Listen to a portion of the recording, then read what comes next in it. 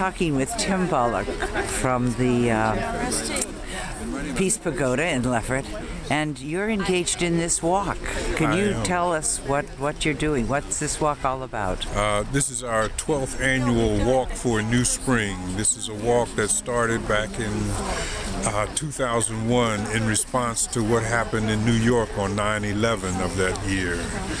We've been walking every year trying to make people aware of our need to bring peace to this land, especially peace from nuclear weapons, wars, and nuclear power. We feel that this nuclear phenomenon is really degrading our planet. We have over 3,000 uranium mines just in one section of our country, in the middle section, the Dakotas, Wyoming, Nebraska area. And with us on this walk, this particular walk, we have Charmaine Whiteface, who is bringing all of that to our attention. As we walk through the communities, we're walking through more than 50 communities in 10 states and visiting communities that have nuclear power plants. We are stressing this, this corruption is the word that I feel like using, of our environment and our spirit, and the need to change that. And so we're walking, to Washington, D.C. to bring this attention to the people and to pray for the land and, to pray for our future generations, the children. Thanks. Thank you. So you're a supporter of the walk. How come? Because I think that the whole nuclear industry, I think first of all, nuclear power was a cover for nuclear weapons industry, and I think that it's become a huge problem in its own right. And I am passionately interested in saving this environment from the possible catastrophe that Vermont Yankee would mean for it. So here's Vanessa, who's one of the walkers. Do you want to tell us why you're walking? Sure. This is not my first time doing the Walk for a New Spring, but it is probably not going to be the last. I'm walking because it's a strong action that we can do. It's a nonviolent sort of education movement, and I'm walking because we need change and we have to do something. So this is what I can do. Keep those thoughts utmost in your mind. Project them out as we walk to the people, to the trees, to the land, to the earth.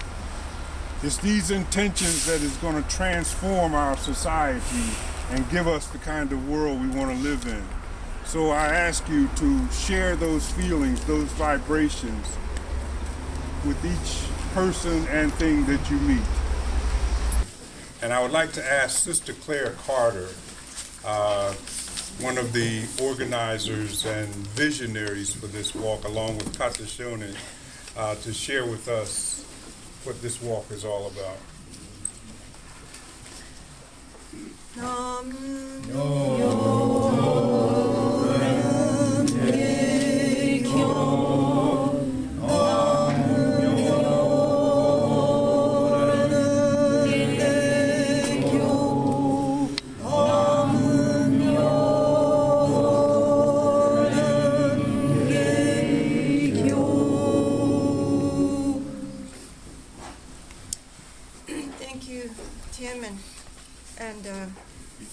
Also, thank you to our beloved host, the Amherst Human Rights Commission. Thank you so much. We have a little. I think probably most of you know that, as Tim had said earlier, ever since 9/11, actually Kato Shonin felt we were supposed to walk anyway. This is our teacher. Said we just have to keep walking and praying the streets and roads and hills and valleys around the world. But he felt particularly the 9/11 and all the fallout from that, consciousness-wise and policy-wise, that we really had to commit to some chunk of walking. No matter what else we had to do, we had to walk. And he likes this period from midwinter into spring. And that was based on a talk that our founder gave many years ago in the 50s. During the early years of the so-called Cold War, he predicted that even though people's minds at that time were frozen, literally frozen, like ice in this fear and, the two opposing energies in the world and all this nuclear weapon. But he predicted, our teacher predicted, that there would come a time that the inevitability of spring would open in people's hearts, that spring, the spring of life and peace, and the dissolving of this fear mindset. That was back in the 50s. So he saw this kind of fear mindset setting in again after 9/11. And so this talk of our teacher inspired him. So we just keep walking with this movement from winter into spring, and we try to focus it every year based on the moment. So this year we're calling it a walk for the people and for the earth. We don't like to just throw so many issues out, I think all of us, it's a overwhelming moment for all of humanity right now, and very serious. The conditions we're facing are so severe, really life and death for humanity and for all of life. So we say that this is a walk for all the people and the entire earth, and then we try to put a sort of sub-call for building community, for, seriously choosing sustainability, and specifically under that, to end the whole nuclear chain and to end all fossil-based power, including, of course, no fracking drilling, mountaintop removal, and to call on our local and state and federal governments to give, serious leadership to wind and solar and viable energy for the future, and then on the popular level, the conservation and simplification of our lives. So these are all things I think everybody is kind of trying to do here. And then the last thing, we have to always call for disarmament. And so we believe that now more than ever, if you can ever say that, we need to end war and the implements of war. Many of you are active on the drones, and thank you for what everyone is doing. So it's for an end of war and the implements of war, and we are also saying that what we are facing is so serious today. We literally can't let our energies, not only whatever money is out there, I don't know where the money is, but we can't afford all these weapon systems, but we also can't afford it, of course, spiritually, to be drained into, again, all this fear and all this power over others and all this dreadful suffering. So it is clearly a time that humanity we are really being called to come together and, really build solidarity. And then the last little thing, we quote our teachers, not little, but from 1953, again, this was a long time ago, our teacher, Fujigurji, he said, "It is imperative that we replace materialism and the economic way of thinking, which has served as the fundamental principle of social organization, but that replace those things with community based on human solidarity and mutual aid, and develop the life of," in Japanese called Tam-Yorai-hai, which means to offer respect to everyone.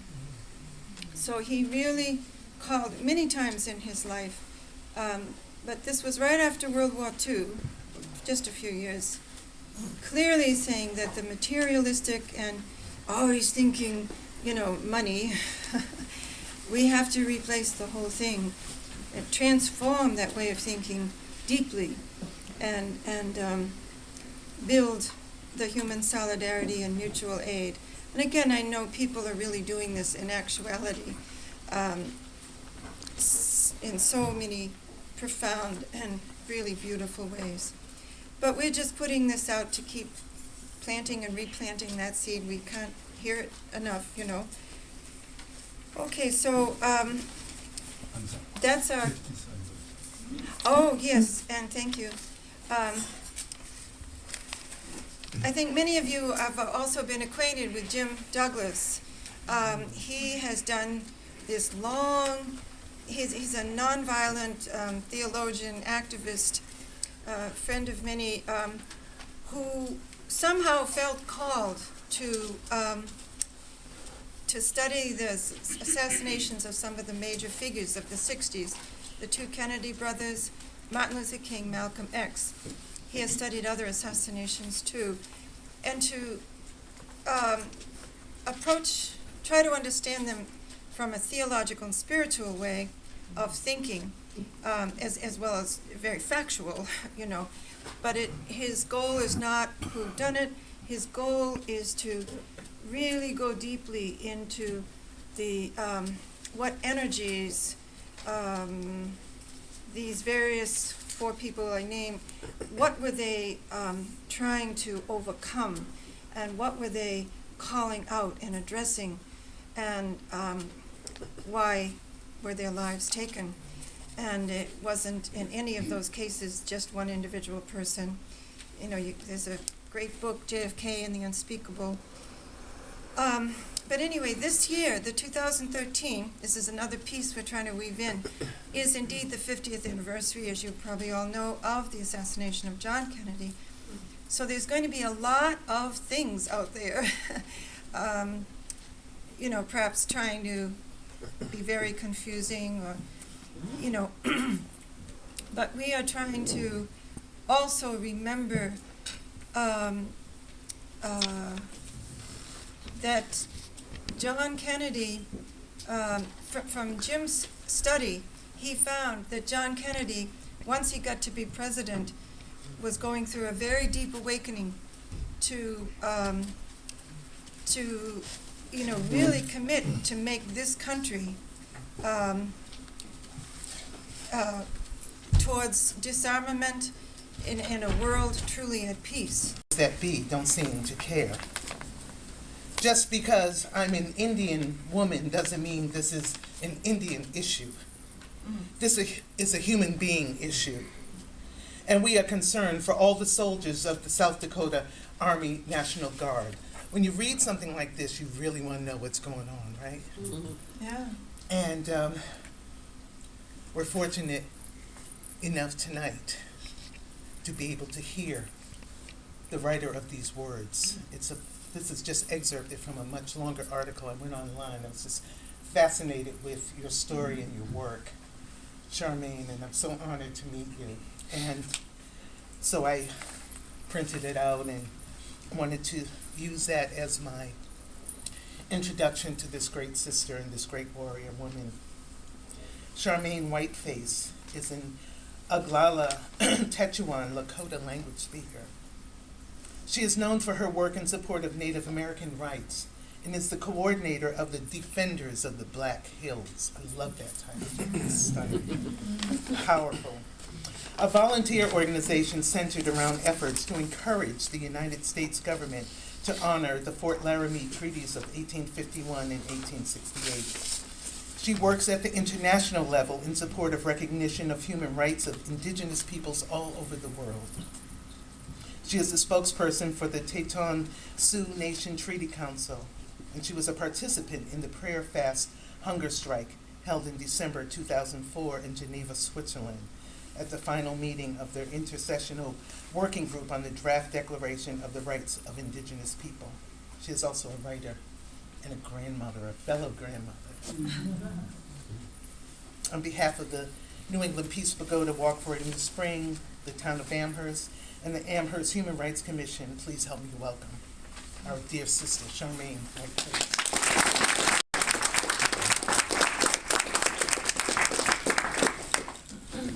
I guess I have to get my teacher voice on, huh? Thank you so much. I didn't expect that kind of an introduction. Thank you. I'll let you know what happened with the South Dakota National Guard. I got a call, well, Thursday morning when I flew out here on Valentine's Day. There was finally an article in one of the 2 dailies in South Dakota, the Rapid City Journal, and the governor and the South Dakota National Guard are not sending the soldiers in there this year. It was a success.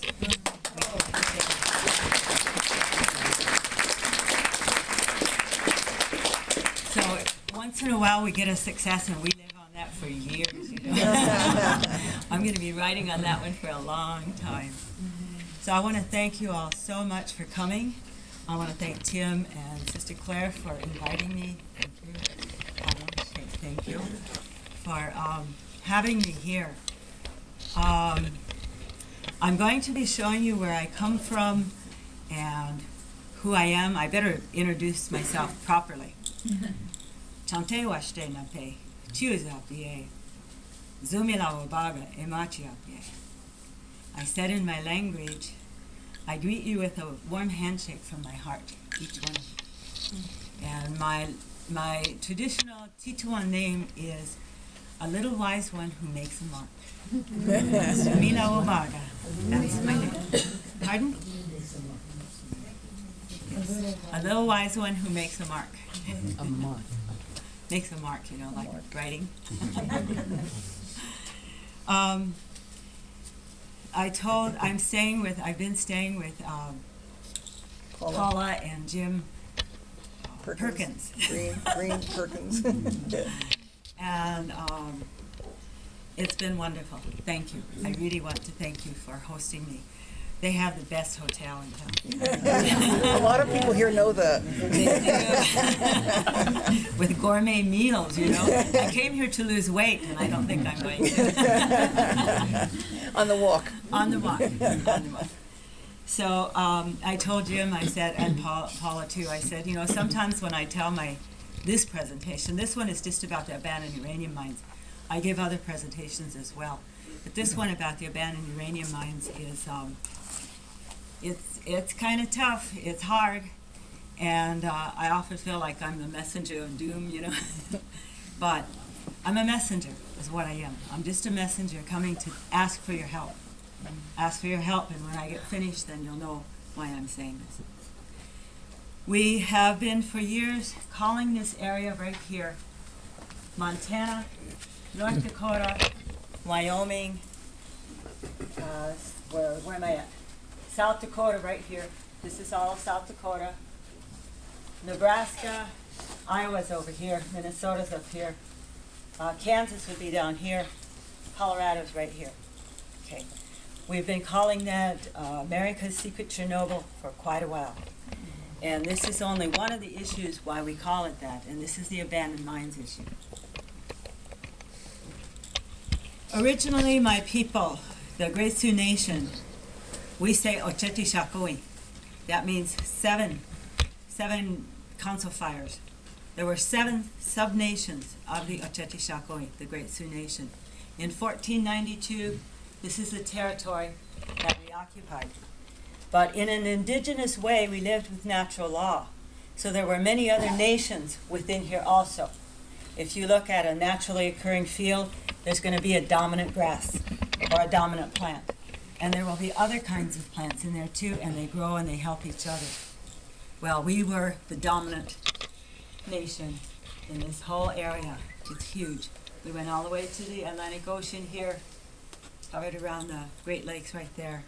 We knew the Iroquois Confederacy up here. We knew the Navajo Nation down here. We knew who they were. They knew us too. They knew who we were. Next one. By 1868, this is an old map from the USGS. It was made in 1911.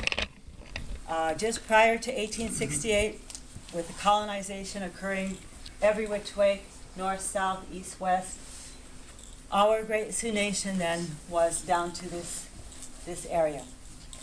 Now, our Great Sioux Nation speaks 3 dialects. The Dakotas, people who speak the Dakota language are here in the eastern part. There were 4 of them, 4 sub-nations that spoke the D dialect.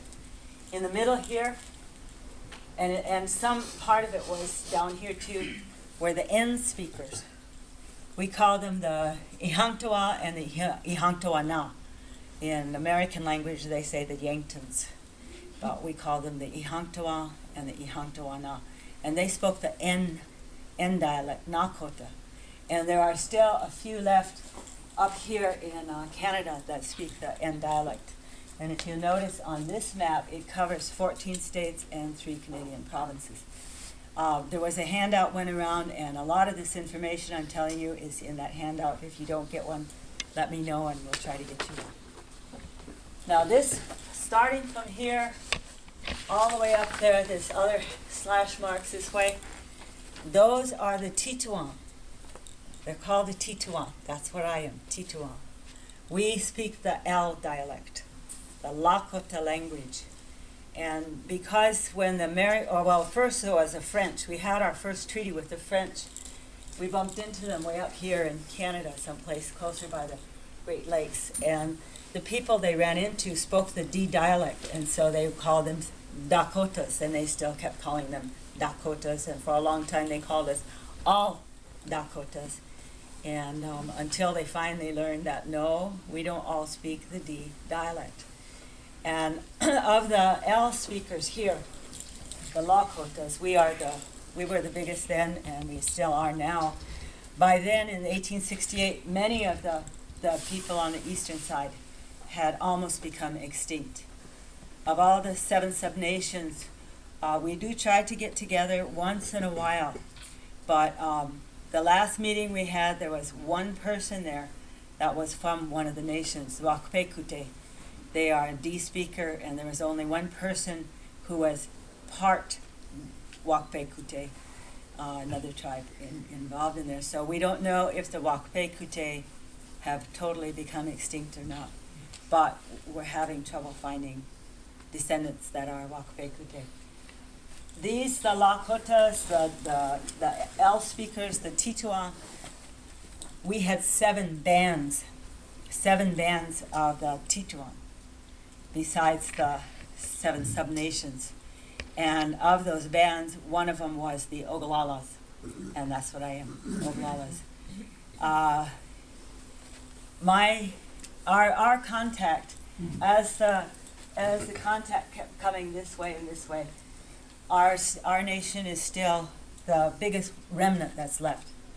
We still speak the language, we still have our culture. I am here in traditional clothes rather than American clothes, so that you will realize that, yes, I am a real Indian. I'm a real one.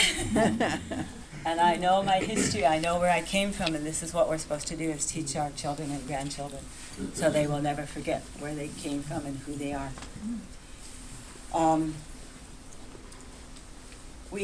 Just a teensy bit of our history. I don't know how many of you know about the Custer fight. We call it the Custer fight. The Battle of Little Bighorn, Custer fight. My grandmother's grandmother was there. It's that close for us. My other great-great-grandmother was at the Wounded Knee Massacre in 1890. She, my grandfather, one of their daughters. So it's not that far away for us. We are probably the people who have the most recent white contact in North America. And so our history goes back not that far, 150 years ago.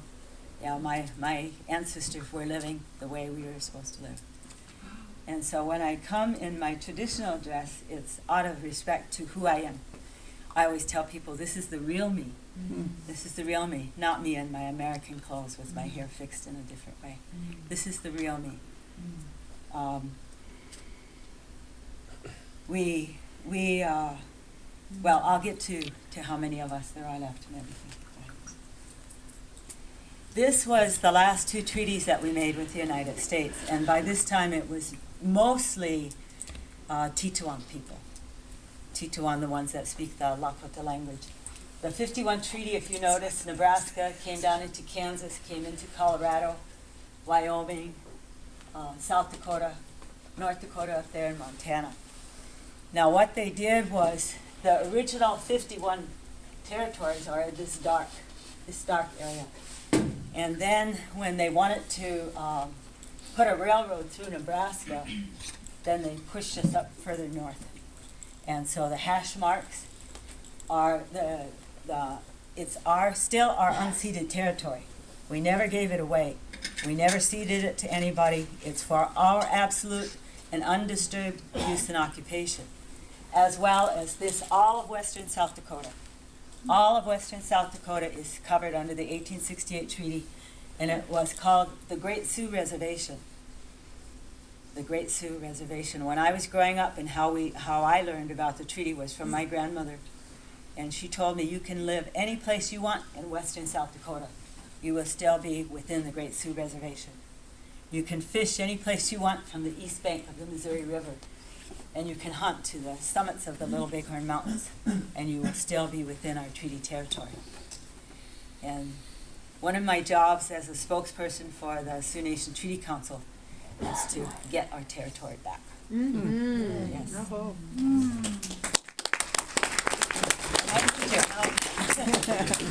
Okay. So here, this is the 1868 territory that you saw before. This is the these distances. When I tell you how far these distances are, you're going to be surprised. But this is all of western South Dakota right here. This portion was added on, and there is a reservation on that side. It's another long story. I have a whole bunch of long stories, so I won't go into it. But the Crow Creek Reservation is over on that side, and then there's a number of other ones. These are called reservations, but the original term and how they were made were prisoner of war camps. I come from POW Camp 344. Whoa. See, now, this map is from the U.S. Forest Service. And this shows, remember our treaty territory, keep those in mind, 51 and 68, those boundaries. This shows North Dakota, Montana, Wyoming, South Dakota. And inside these little purple lines are our POW camps. Standing Rock Reservation, Cheyenne River Reservation, Lower Brule Reservation. Remember on that map you saw that little square went out? That would be Crow Creek over here. There's also Flandreau and Sisseton reservations on that side. But I'm talking about our treaty territory, which is the east bank of the Missouri River over here to the summit of the Little Bighorn Mountains. Lower Brule Rosebud Reservation, and my POW camp, 344, Pine Ridge Reservation. We just looked today. Massachusetts can fit in my reservation. Wow. These are big areas. Okay. We can't get help from the CDC because we only have 800,000 people in this state. We're the fourth least populated state, thanks to Paula, of the whole United States. I know Wyoming has less people than we do. I think North Dakota might have less. I'm not sure about Montana. It might have less. These are probably the least populated states in the whole United States. Whenever I talk about South Dakota, because people usually don't know where it is, I say, now listen to the weatherman. He stands there and he says, the West Coast over here, the East Coast over here. Nobody talks about what's behind him. That's South Dakota, North Dakota, that's the Northern Great Plains. Okay. See, the 68 treaty territory. So this is our Defenders of the Black Hills, our little environmental organization. We work on issues in here, plus it goes down, remember, down to Colorado and Kansas. That's a huge territory because Massachusetts can fit right in here. See how big it is? Massachusetts. South Dakota, this South Dakota right here is 10 times, you could put Massachusetts in there 10 times, at least. So you see the wideness and then the least amount of people. Because in my reservation, there might be 30,000 of us. Just think if Massachusetts only had 30,000 people. Okay? But that doesn't mean that's our total population because it's not. There are many policies, federal policies that came down, relocation, and so a lot of our people live all over the United States. Denver, Chicago, Los Angeles, New York even, Boston, all over. So our even though maybe 30,000, 25 to 30,000 live at Pine Ridge, that's not the whole Oglala population. It would be more. Rosebud right here has about 15,000, Cheyenne River about 15,000, Standing Rock maybe about 10,000. So you start adding up all together, if we really pulled everybody in, including all the Dakota people that live up in Canada, Lakota too, then it might come out to 100,000 if we were lucky, if we were lucky. But how many of those have been decolonized? Most of them are still very colonized, and again, that's a whole nother story. What this map is from the Forest Service, and all these yellow dots, all these yellow places, all of them are abandoned open pit uranium mines. An open pit uranium mine, you just dig a big hole, you take out the uranium, and they left it. All of these are abandoned. And these purple lines, I put these purple lines in to show the watersheds, to show the rivers, and to show where these rivers go. Up here, with all these mines up here, this river goes through the Standing Rock Reservation. There are 3 villages here that used to drink the water. There is still a village here at the mouth of where it goes into the Missouri River, where they still drink the water today. We have done water tests there, testing for uranium and other radionuclides. These tests that we do cost $450 to $650 because of what we ask for. We don't just want to know if uranium is there. We want to know the isotopes. Because if we know the ratio of isotopes, then we know whether it's naturally occurring or it's mined. And if it's mined, then we know where it's coming from. And in this case, the water here, the isotopes, they're coming from these abandoned mines here. This is Cheyenne River Reservation. This river is called the Morrow River. There are 4 villages on that river. Whether they drink the water or not, I don't know. I haven't had time to go to them and get the water tests because they're too costly. But I know that already. I did do one right here, and there was uranium there. The horses at the place, the people that I went to, their horses won't drink out of that river. They didn't know why. They won't drink that water, and it has uranium in it. This is called the Belfouche River. It starts over here in Wyoming. Look at all of these yellow dots here in Wyoming. Some more, and then it comes on, and it hooks up right here with the Cheyenne River. Now the Cheyenne River, look at all these yellow dots here. Look at these. This is southwestern South Dakota, northwestern South Dakota, and these are the 2 areas I will talk about, although we have other kinds of data. So you won't be here all night, listening to me. And then here, see this Cheyenne River touches Pine Ridge Reservation, and it goes up, and it's the southern boundary for the Cheyenne River Reservation. Are those all the same mining company that came and did that thing and then just left? No.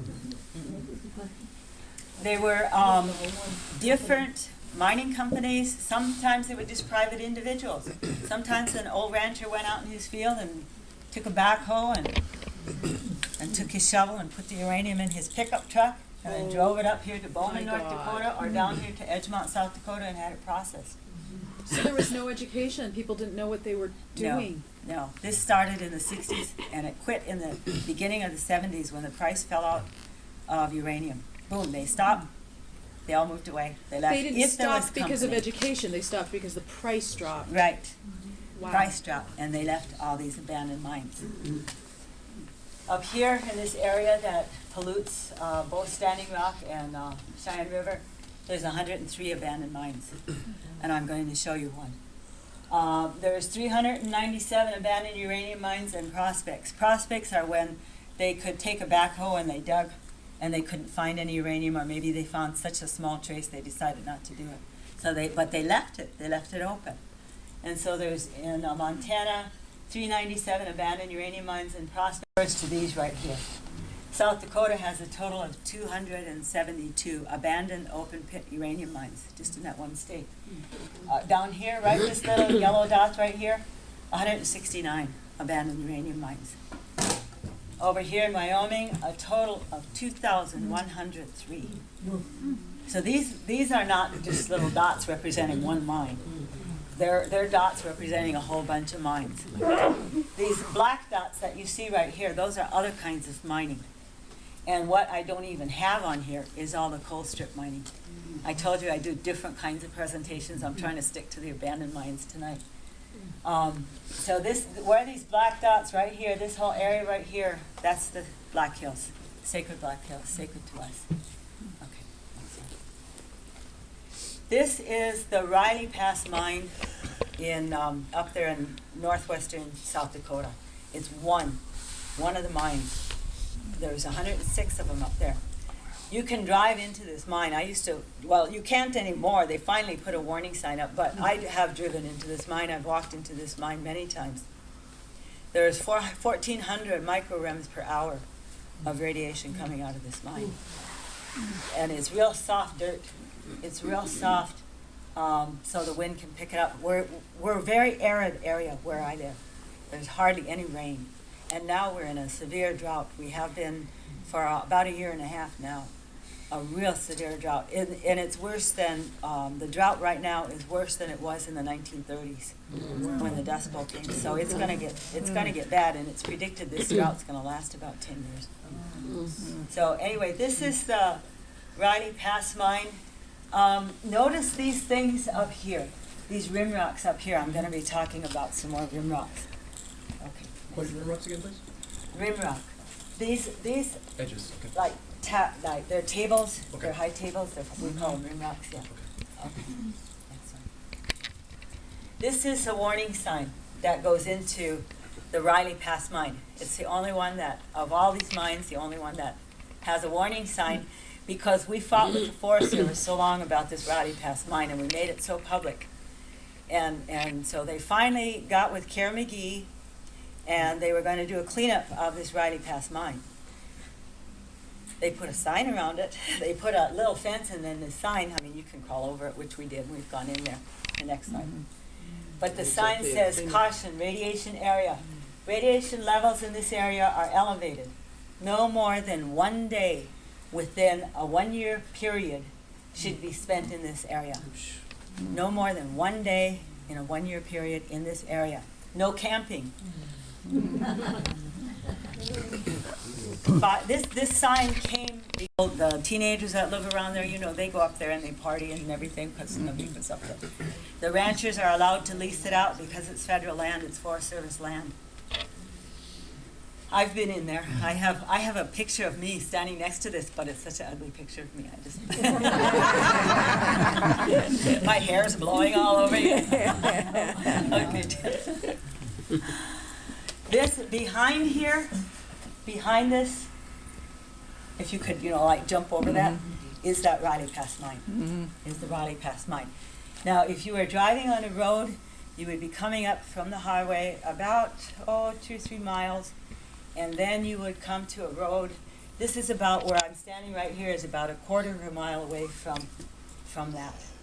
And then you would go on the road, it would go over here, and it goes back, so you can drive back into those mines, and there's a whole bunch of mines back there. The reason why I bring this picture is because this is a sacred place.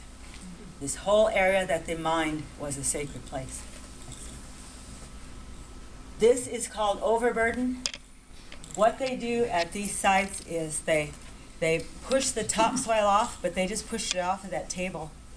Push it off, so it's all radioactive. And it's very soft dirt. And so then you could see how deep the erosion has occurred.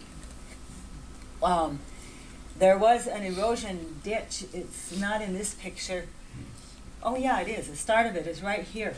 This ditch right here, because you see this grass is in front of it, but if you could follow that ditch, that's from 8 to 10 feet deep, that erosion ditch. And all the water coming out of there is radioactive. Is it yellow? They talk about yellow cake.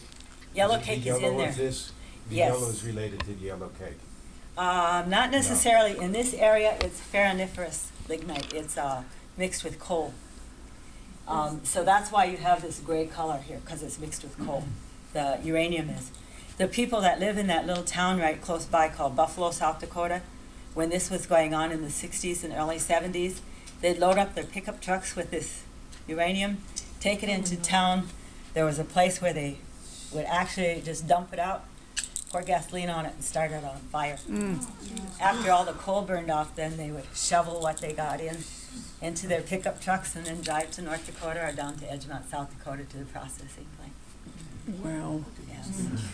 Sharon, can you just clarify for me when you said it was, I think you said 1,400 or 14,000? 1,400 microrems per hour. And is there can you compare that to what would be considered Let's see. livable? No radiation is there. No radiation, no dose is So, safe. and it's 1,400 microrems per hour. So how complicated would it be to have a sign like that you got on that gate in front of all the mines? Right, that's what we're asking for. They wouldn't do it. They wouldn't do it. Wait. Okay, so this whole area is, there is a major sacred site right here. And over here is a burial site, and this is that radioactive overburden that they pushed up. At one time, this rim rock was probably that high on both sides. And there were we call spirit writing, petroglyphs on all of these rim rocks. There is still a petroglyph on this side over here. I was asked to come here years ago because of this burial site. They were doing an EIS for oil wells, because all around this area are oil wells. And they wanted to do some more oil wells, but the oil companies were concerned about this radioactive runoff coming off of these mines. And so the Forest Service needed to build a waste pond to catch the water.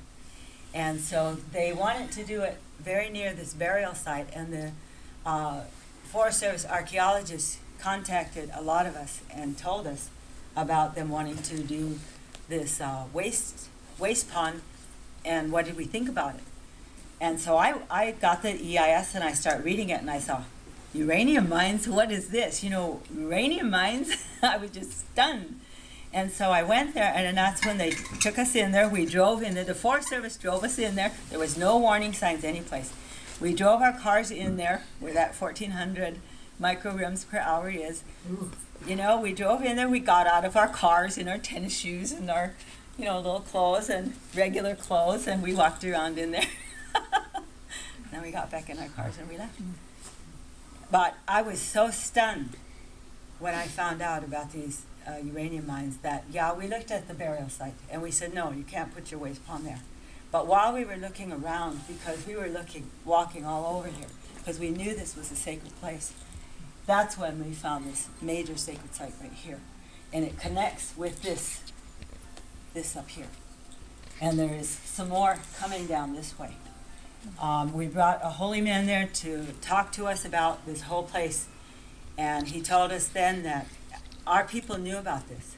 And there were hundreds and hundreds, probably thousands of caves in this area. It's huge. It's a huge area. I'm only showing you one little part of it. These caves had petroglyphs written on the insides. There were gifts in there. They were prayer sites, places. And some of the nations that came, because we weren't the only nation that used this, some of the nations that came also had some of the caves used for burials. So they were used for many reasons. The first vandal that came to this place was George Armstrong Custer. And he vandalized one of the biggest caves there. And so now this whole area has been really, really destroyed. And all of these abandoned mines, the water comes off, the dust comes off, we all breathe it in, because the wind comes from the north, or comes from the west, or comes from the northwest, and comes right down on the whole state of South Dakota, but it doesn't stop there. It goes into Minnesota and Iowa, and it keeps coming east, And with that jet stream that comes here and it comes to South Dakota and then it comes right up on Massachusetts, maybe you're breathing in our wonderful air. Next one. I had to show you this. About where that Riley Pass mine is about, as the crow flies, if you go straight from this school to where the Riley Pass mine is about 5 miles.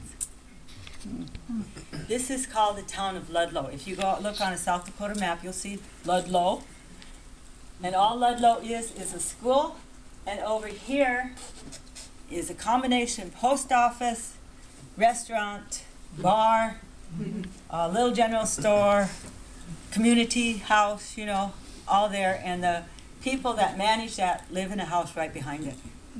It's a rural area, and so school buses bring all the kids. This is an elementary school into this school. Next slide. Why I bring it to you is to show you this. 500 yards away.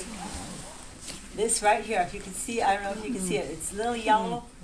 Yellow, okay. That's another abandoned uranium mine, and it's located on private land, not on Forest Service land. It's sitting wide open. It's huge. It's huge. 1170 microrems per second. I work with a nuclear physics professor from the University of Michigan. Her and my meeting is another miracle thing that happened, you know, another long story. But she's worked with us, and when I showed her this study that was done on the Riley Pass mine, because the Forest Service did that 1,400 microrems per hour, that's from the Forest Service hiring a contractor to go in there and do the study. And that was in 1992. So when I first met this professor, I showed her this information about one mine. I mean, at that time, I thought there was only 29. So I showed her the information, and she said, there has to be an error. It can't be 1,400 microrems per hour. And I said, well, I don't know. The Forest Service gave these to me. She said, well, it has to be an error. So a few years later, she came back with some of her students, graduate students in nuclear physics. And I told them, I said, don't go into those mines if you plan on having children. Do not, you young people, do not go in there. I said, and realize that if you do go in there, you might be opening yourselves up for cancer. And I said, because I'm very concerned for young people going in there. We do still hold ceremonies at that sacred site, but we tell young people, don't come with us. Don't come with us. Anyway, so we couldn't get into the Riley Pass mine that day because it was raining too hard. And the road is just a dirt road, you know, and it's real windy. And getting in there was really hard, so we couldn't get in there. And so we went back to Ludlow, and we were parked out in front, and they were running in getting, I said, don't drink the water. So they would get sodas or whatever, you know, something else. And I said, we really should have masks on to breathe in because we're breathing in this bad air. But we didn't. Anyway, they went in there, and the professor went in there, and she asked, who owns this private mine up here? And here he was sitting right there. He said, I do.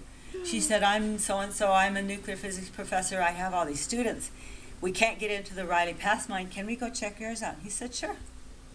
So he let us go in there, and then they crawled up in there. But I stayed down in the car because I've been in too many of these, and I probably have too much radiation in me now. Because remember, it's cumulative. And we are at the start. We are at the very, very start. This is where they mine the uranium that comes for your nuclear power plants. They went in there, and when they hit 1,170 microrems per second, the other professor they were with said, let's get out of here. We got to get out of here right now. It was so high, and it could be higher.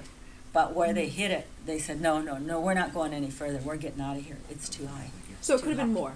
Pardon? It could be more.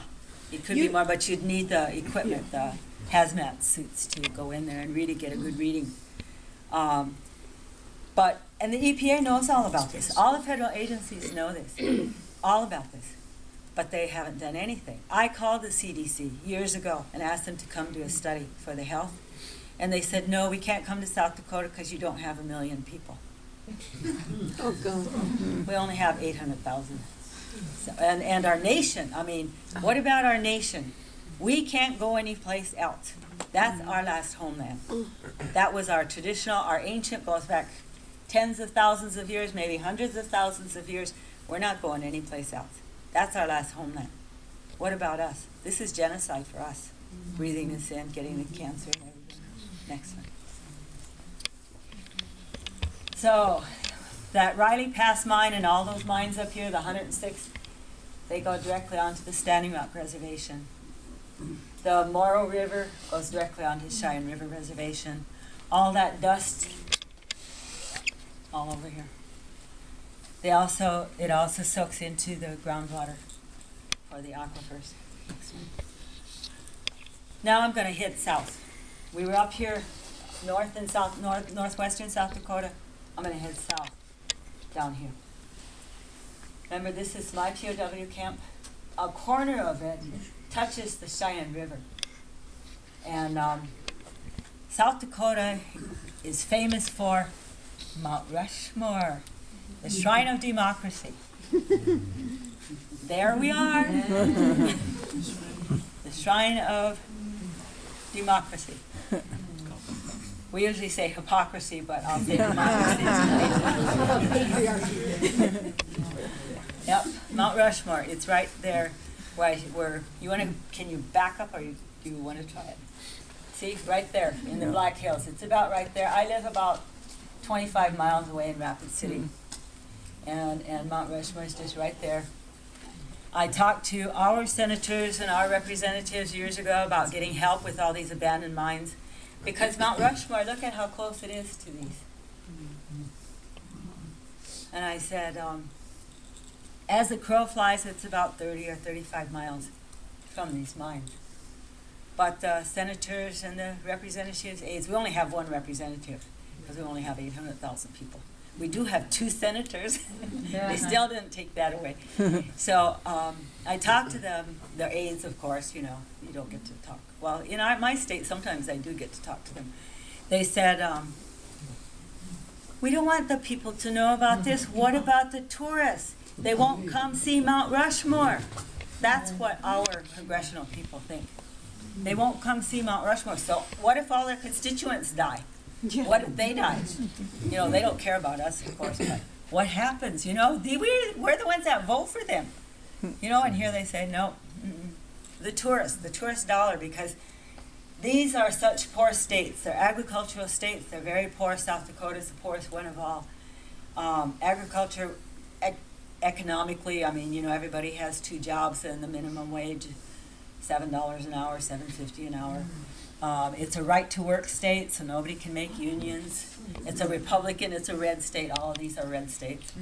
So it's really, really difficult for ordinary people in this area. Okay. Next one. There it is. The tourist attraction, 2 to 3 million people come to see this every year. Okay. Close by it, what I said, 30 to 35 miles away from Mount Rushmore. This is the beginning when you drive in there. Mount Rushmore would be about right over here. Jump over that hill right there, that mountain right there, and you'll have Mount Rushmore. This is all part of the Black Hills. What you are beginning to see is an abandoned uranium mine. Next one. And here it is. It's called the Darrow Pits. You can drive down inside of here with pickup trucks. See, here's a road right here. It's huge. The Darrow Pits mine. This was built in the late 60s. In the early 70s, then the company just walked away. Next one. Again, the Darrow Pits abandoned uranium mine. This is one. There's 169 of them right there. This is one. Next one. This is also what happens in these open pit mines. When it rains or when it snows, then you have water accumulate in the low places. There are a few plants that will still grow, even though it's very radioactive. But if you remember those ones before, look at right here, hardly anything will grow. Of course, it's too radioactive. They're not going to grow. But I always feel bad whenever I see these. There's no warning sign on this one at all. There's no sign telling anybody that this is an abandoned uranium mine. I feel bad because the wild birds and the wild game that might come here, but especially the birds flying over, and where western South Dakota is a migratory path for both eastern and western birds. And so we get all kinds of birds that come through there. And this mine is real close to the Cheyenne River. It is a nesting site. There's nesting sites there for the eagles, for bald eagles. We have other whooping cranes. They also come through there. There's a lot of other ones. So I always feel bad for the birds because they'll think they can stop there. There probably is no life inside of there. Next one. Here, that runoff from that Darrow Pitts mine, it goes down into a low place. A cow. Here's 3 more cows laying down. The ranchers in close by these mines who lease, this is private lease. On federal lands, then they can have federal leasing for their cattle. They feed their cattle copper sulfate. They feed them copper sulfate so they will have these dark brown colors. Otherwise, their fur will be gray. Up further north where I showed you the Riley Pass mine, used to be sheep country. There used to be a lot of sheep ranchers up there. But now the radioactive has gotten into the grass so much that all the sheep, their immune systems are real compromised. They get sick real easy and they die. So all the sheep ranchers had to quit having any sheep. They switched to cattle, but with cattle they have to feed them copper sulfate so they'll have a nice pretty color so they can sell them at the cattle market, you know. If they have a gray color, they're not going to sell them. And when they eat the grass that has radiation in it, it goes directly to their muscles. So I tell people, every time you eat a McDonald's hamburger that comes out of South Dakota, bring your Geiger counter. You know? Next one. This, not only does it affect the surface water, but it also affects the aquifers. Because we are such an arid area, the surface water, I mean, rivers can dry up. Our rivers are tiny compared to what you have out here. You'd probably call it a creek or a stream, but it's our river. And what happened, though, is that where all of these mines were at is shale. And shale has cracks and shale leaks. And Tennessee Valley Authority wanted to come in there and do some mining, but they did a study first. And what they found out was that the test results, this was in 1980, the test results indicate that the 2 aquifers are hydrologically connected via 1 general leakage through the Fuson Shale, and 2 direct pathways, probably in the form of numerous old pre-TVA unplugged exploration boreholes. What they did before they started mining was to drill exploration wells, exploration boreholes. But they weren't little tiny things like this. They were huge. They go down 600 to 800 feet deep, and they're huge. They're not marked, they're not capped, they're wide open, and there's no warning signs. Next one. And this is an exploration borehole. His legs are right here. Here's his jeans. Here's his shoe, his tennis shoe. Here's his other jeans. Here's his other tennis shoe. This is a borehole. It's big enough for a man to fall into. This was from a study by one of the professors from South Dakota School of Mines and Technology. SDSM&T, South Dakota School of Mines and Technology, is a very prestigious engineering and mining university. And Professor Perry Ron, he did this, I think it was in 1984, is when he did this study, a reconnaissance inventory of environmental impacts of uranium mining in the Edgemont Mining District, Fall River County, South Dakota. I went to visit him about 8 years ago because there's another mining company wants to come in. They don't want to do open pit mining. They want to do in situ recovery, similar to fracking. And in situ recovery, they drill a well hole, they put a well in there, and then they have all around it other wells. And then in this middle well hole, they put a dissolving agent, and that dissolving agent then dissolves the uranium. Into the water table. Into the water table.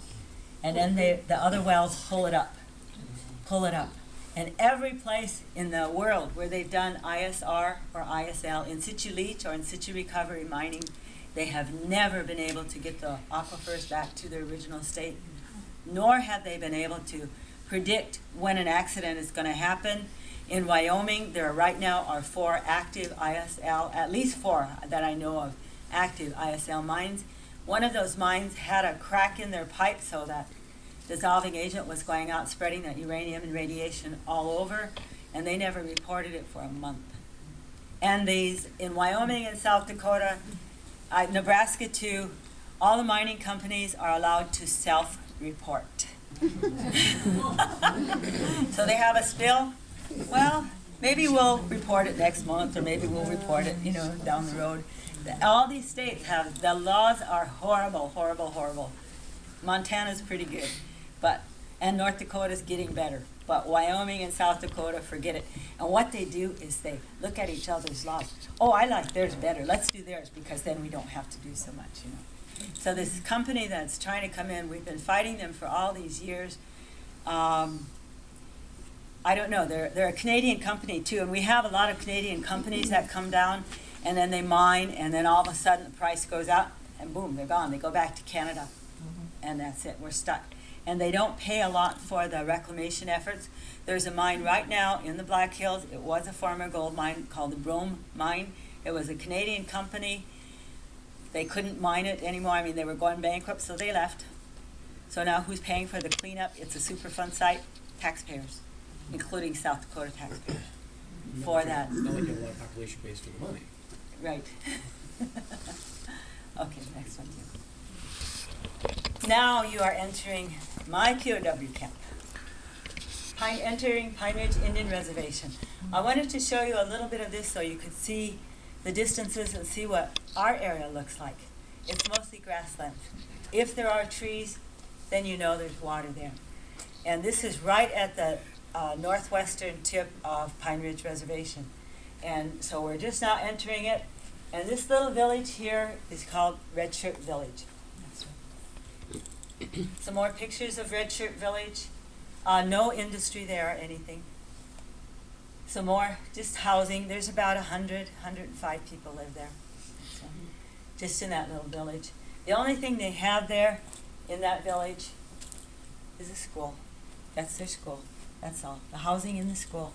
No convenience store, no post office, no anything else. That's Red Shirt Village. Next one. They can't use their well water. EPA said they can't use their well water. This is their well house, Red Shirt well house. It's been like this for years and years because they can't use their well water. It goes into an aquifer that has naturally occurring uranium. How many years did they drink it before the EPA found that out? Anyway, they can't use their well water. Well, they wanted to do, you can do the next one. They wanted to do, they called me and they said, can we use our river? Can we use our river water to water our community garden? And, they'd have to either haul it up or get a pump and somehow get it up to their garden, this little community. And I said, well, let me come do a testament, because I was already worried. I knew that there was already uranium coming in from Wyoming, and I knew about all those 106 mines that were just west of this. So I said, let me do a water test first. So when I got there and I did the water test, I noticed there were no water spiders, there were no water bugs, there were no ducks, there were no fish jumping. It was a beautiful evening when I went to get my water test. And I thought, this looks like a dead river to me. So I said to the people, I said, can I come back and bring some big nets? I would like to do an aquatic study. I'm a biologist. I'm a biologist and a physical scientist. I said, I want to do an aquatic study. And I meant for them to have somebody on that side, somebody on this side, and we would pull this net. I get there and these teenage boys jump in the water. I know it. I said, please don't do that. But I didn't have my results back yet, so I couldn't stop them. I couldn't say for sure, this is a radioactive river. So they jumped in the water, and these are all my relatives too. They jumped in the water, and then they started going, and we went 2 places, and they walked like 75 yards, 100 yards maybe. And next one. Oops, there we go again. We're getting back to this. I know, I don't know why this keeps doing. This is another side of that well. And again, the well. This is where the river is. This is the Cheyenne River. Back here where these trees are, that's where the river is. Otherwise, there's not going to be any trees. Okay, next one. And this is the Cheyenne River. And this is the one where we did the water test and the water study. And next one. This is what we found in those 2 places where we walked. one crayfish, another crayfish at the second one catfish minnow, and 10 skipjack minnows. And that's all.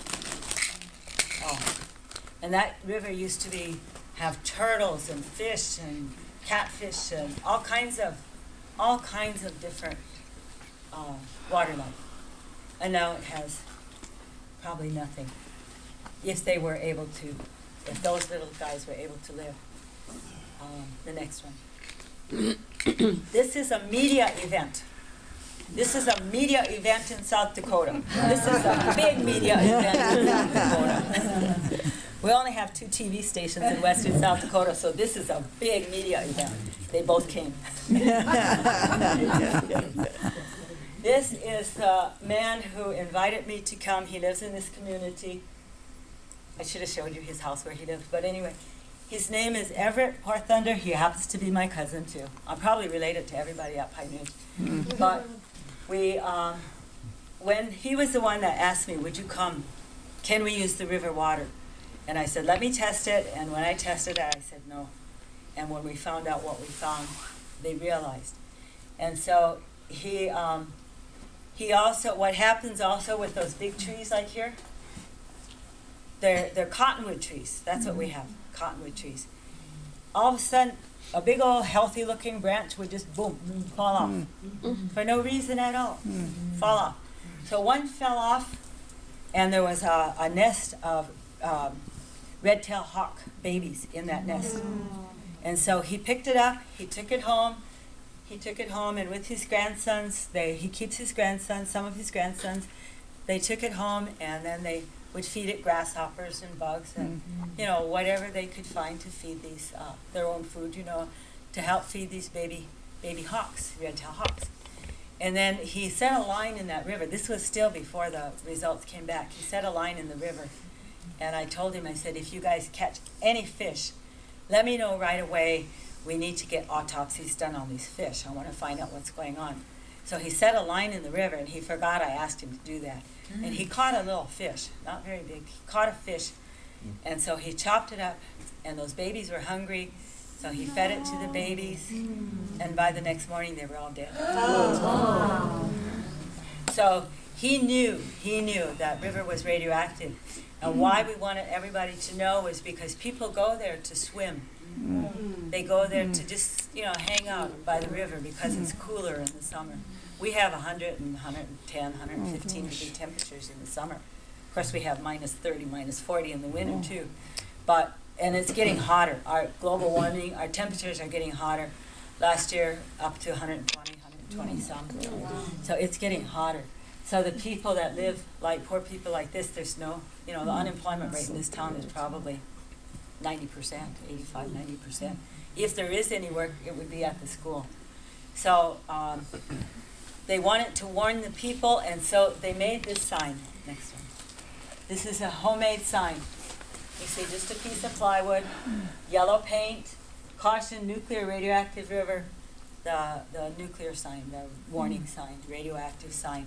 They made the sign and they put it on the river, and we had the media event, and we were so proud because now we were hoping that people would be warned. But one of our elders in that community got scared. And this is where you talked about fear. And fear can make people do crazy things. He happened to be a sailor in the 1950s when they were doing nuclear testing in the South Pacific. And he learned, he read, and he got so scared. And every time he sees this symbol, his trauma comes back and he gets so scared. And so he went to the tribal government, take that sign down, take that sign down. Because he was an elder, respected elder. So they took the sign down. And I called him, I talked to him on the phone, and I said, please, we need it up there to warn the people. And he said, no, that's too dangerous. I said, that's right, it's too dangerous. That river is too dangerous. The people should not go in there. It's too dangerous, that's why we put the sign up. No, I don't want it up there. So we got some little plastic signs. One of our allies in Colorado, they sent us these little plastic signs that say, warning radioactive river. So we would go put them up at all the places on the bridge, on this side and on that side, we put them up. And a few days later, they'd be gone. And a few days later, the tribal government would call me and say, Charmaine, we have your signs. I'd go pick them up, and on my way home, I'd be putting them back out there, you know. But they're gone right now, and we might have to go put some more up as it gets close to summer. Dakota, Montana, Wyoming, and South Dakota. There's 9 right in South Dakota by itself. There is an association of all the chairmen of those 17 reservations. It's called the Great Plains Tribal Chairmen's Association. I went to them with a similar to what I'm telling you, but more than what I'm telling you. I'm only talking about abandoned mines tonight. And so then they passed a resolution declaring all the reservations to be nuclear-free zones. So that was really, really good. They understand, and they trust my work. But I'm an old lady, and I taught a lot. I taught school here and there, and and I've been a writer for years. So, and they know I'm a scientist, and they trust my work. And if I say, in our culture, the penalty for lying is death. So if I lie, I die. So they know that I'm a traditional person. I believe in our culture, and even though I'm a scientist, educated, usually when they're educated, they get too colonized. Well, for some reason, I was lucky. I had a great grandma, and not great grandma. She was great. My grandma was great, and she taught me a lot. And anyway, so the tribes know. If I talk about what she said at the beginning about the National Guard, we had petitions at the big powwow, and we have petitions all over the res in the libraries and everything, having people sign asking the governor, do not let those soldiers go into Red Shirt, or go into the Buffalo Gap National Grasslands. It's too radioactive. So yeah, they know. They believe it and they know, but we also have to follow our culture and be respectful to our elders. But you're an elder. I'm an elder, but I mean, these are elders like in their 80s, 90s. I have to respect them. Oh, one of them. Okay.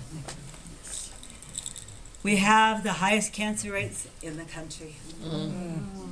This is from the ESPE report, ESPEY, ESPE, blah, blah, blah, blah, a whole bunch of other names on it, but it's the ESPE report. It was done for the Indian Health Service. Since I couldn't get CDC to come in, then I thought, okay, I'm going to try to get cancer studies, birth defects, all of these. This is the cancer study, all regions, all races, way up at that top, that blue, all U.S. races, all IHS regions, Alaska, the east, over here the east, northern plains where we are, Pacific coast, southern plains, and the southwest. These are just from the Indian Health Service statistics. Next one. I have put it down into this so that you can see the comparison for our region, northern plains. Per 100,000 people, the rate for ours would be 84%. National would be 55. Colorectal, 20%, ours is 28.6. But when you drink water that has radiation in it, you're going to get kidney tumors, liver disease, colorectal cancer. Miscellaneous, 15.4. Miscellaneous, 22.8. Pancreatic cancer, other kinds of cancer. Liver cancer is really a big one. Prostate cancer, 10.9. All races, 15.3 in the northern Great Plains. The only one that we have less of is breast cancer, 11.6 compared to 14.8 nationally. But culturally, for our people, breastfeed more than the national. And culturally, I've heard before, I've read studies that when you breastfeed, you'll have less likely chance to get breast cancer. And so our breast cancer rate is lower.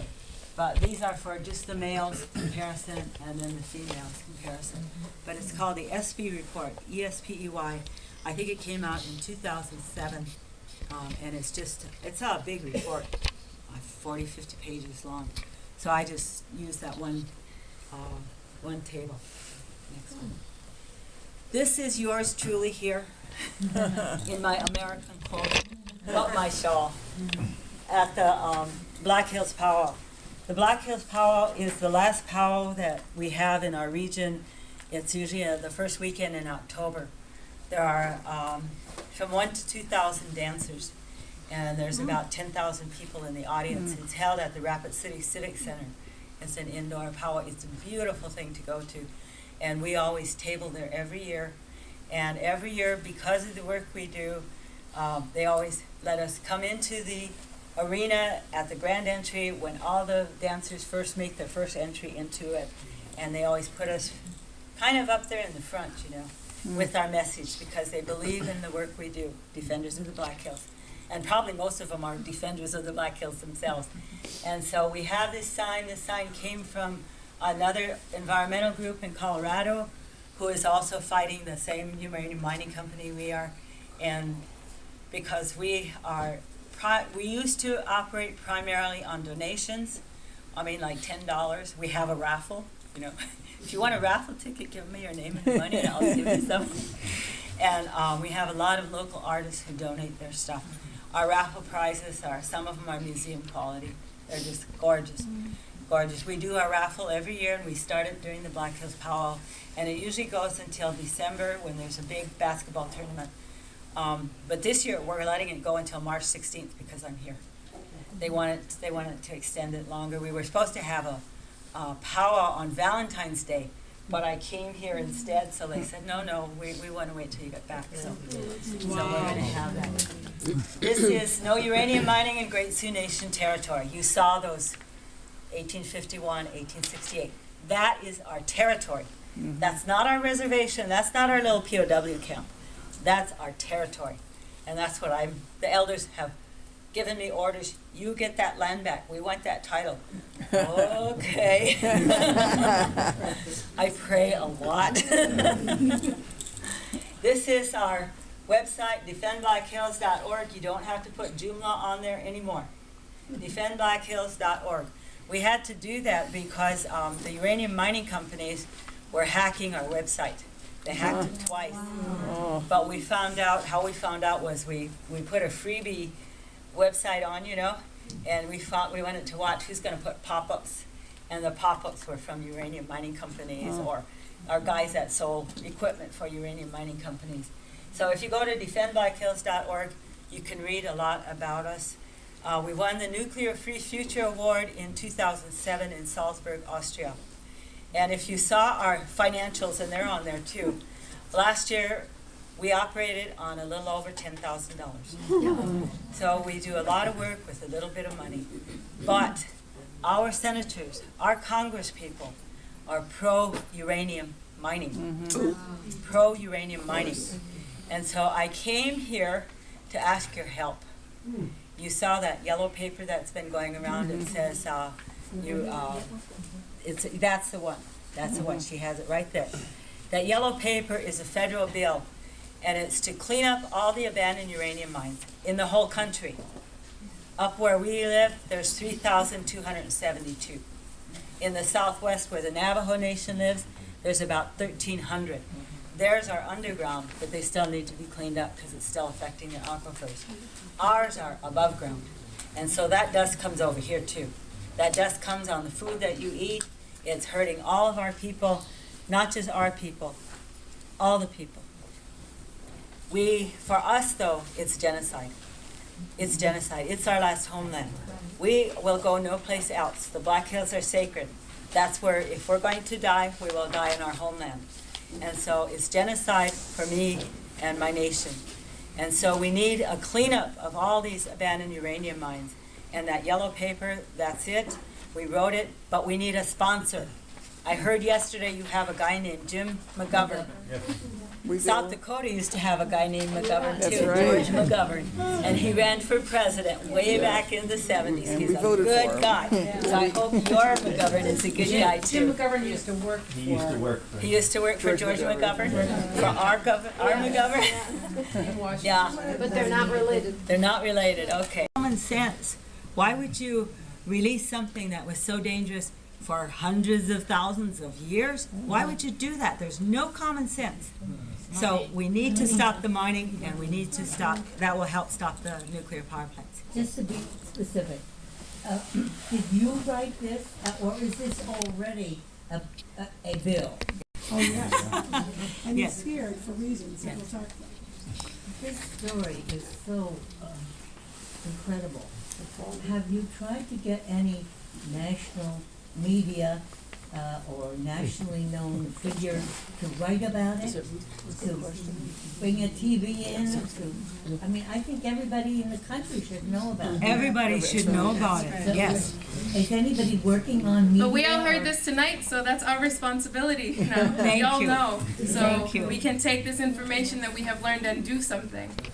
Shortly after she emails me or calls me, the radiation levels in parts I visited with my students were higher than those in the evacuated zones around the Fukushima nuclear disaster. 4 times as high some places. Their reading is 15 microrems per hour. That's less than that 1170, less than the 1400. So I'm really thankful to Sister Claire, Tim, Kadashoni, for asking me to come here so I could tell you this. I'm just a messenger, but I'm a messenger for my nation. My nation is going to die from genocide, from the radioactive stuff. Yes? I just want clarification. You're saying microrems, not millirems. Not millirems, no. Microrems. They're 1,000 times smaller than a millirem. Right. Microrems. Yes. Many of us cannot go anyplace else. We cannot leave our homelands anymore. We have been pushed. That's why I showed you all those maps to show you how much we have been pushed to where we are now. No, we cannot leave. We said no more mining. The organizers said, oh, those doctors are not going to go for that. And we said we were in solidarity, no more mining. We want to present a statement to them and tell them towards the end of their conference, we want to do this. We will give our presentations on the first day to all these doctors, and then at the end of their conference, we would really like if we could give a statement, and we did. And the International Physicians for the Prevention of Nuclear War passed a resolution, no more uranium mining any place in the world. Yes.